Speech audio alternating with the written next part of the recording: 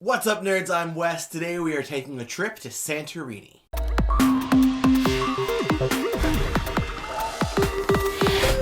So Santorini is a somewhat abstract tactical game that's really designed for 2 players. It does go up to 4, but they even recommend in the rules that you do keep it to 2 players, and that's probably how it does work best.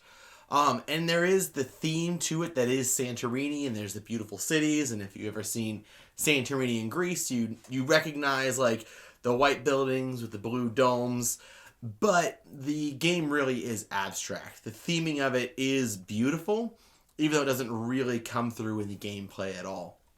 And basically what you're doing is every turn you are going to move one of your guys, and each person controls 2 guys in a 2-player game. So you pick one of the guys on your team to move, and then they build. And you can move diagonally, you can build diagonally or orthogonally, and you build like a base, and then a second level, and a third level, and then a topper. And you can move like up a staircase, so if you can move like from the ground to level 1, from level 1 to level 2, level 2 to level 3, and if you can ever move onto a level 3, that's how you win the game. So you're trying to build the city in such a way that your little pieces can move on to level 3 on your turn without letting the other team's pieces do that, because you move and then you build. So if you build a level 3, you have to make sure that your opponents can't then move on to that level 3 because they would win the game. And then you can also build the little toppers on level 3.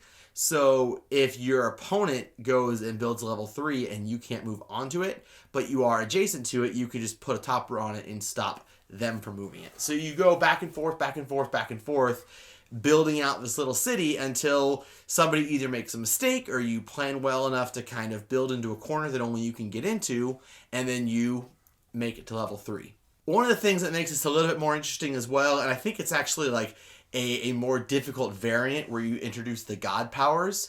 And realistically, like I've never played without the god powers.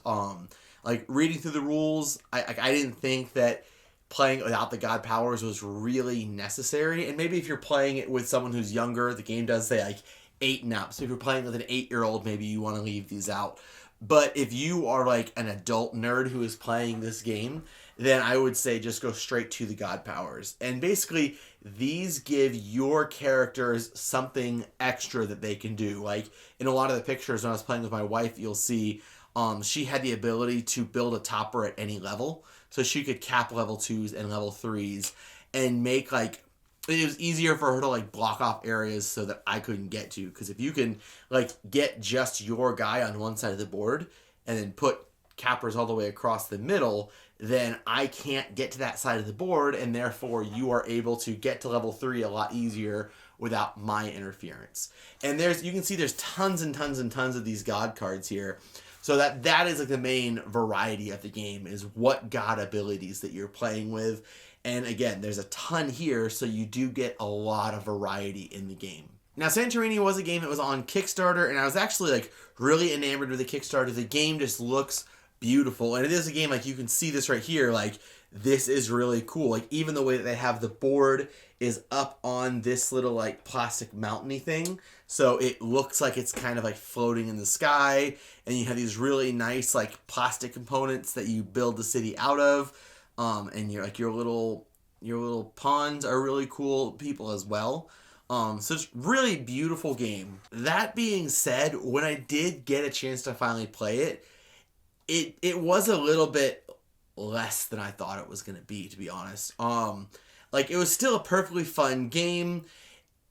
It just kind of gave me the, like, my wife described it as it feels kind of like tic-tac-toe, where, like, I go do a thing, and then you go counter that thing, and then I go counter the thing you did, and you just go, like, back and forth, back and forth, back and forth, and because it's, like, move and build a thing, move and build a thing, move and build a thing, a lot of times it's really obvious what you have to do to block them. And now you can, again, play strategically. You can try to, like, build traps, and you have to kind of in the back of your mind, like, okay, which one of my 2 guys am I going to use? Do I want to keep them together or separate them to be building on 2 different parts of the board? And can I try to build it in such a way that I block you out? There are strategic things like that you can do, But most of the game, it felt like a really advanced version of tic-tac-toe. It was a fun version of tic-tac-toe. It's a beautiful version of tic-tac-toe. They're just like, I don't know. I feel like the game was really hyped up and it was really beautiful and I was really excited to play it for so long. And I kind of just wanted a little bit more out of it. And maybe that's just me at like the level of gaming that I am, that I prefer games that are a little bit deeper and a little bit heavier. And I'm sure that for a huge swath of gamers out there, this game is exactly what you're looking for because it's fairly light. It plays fairly quickly. It's not a lot of rules. Like you know how to play this game already. You move one and you build one, and you can move orthogonally or diagonally. You can build orthogonally or diagonally.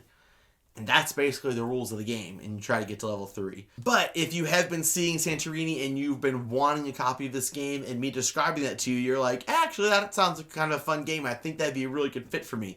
Then I definitely recommend that you click that purchase link in the description box down below.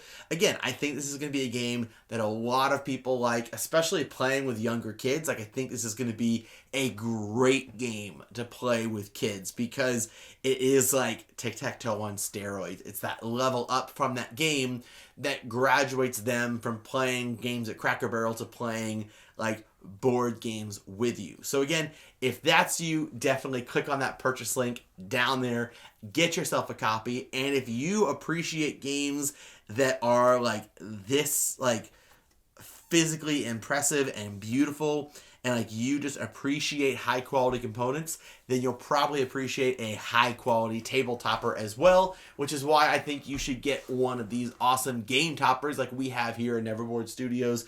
We absolutely love playing on this tabletop, and I really think you do too. There's going to be a link for game toppers down there underneath the purchase link. But regardless, if you're going to click on only one button today, I highly recommend it be that subscribe button, because if you are subscribed to our channel, then you will never be bored.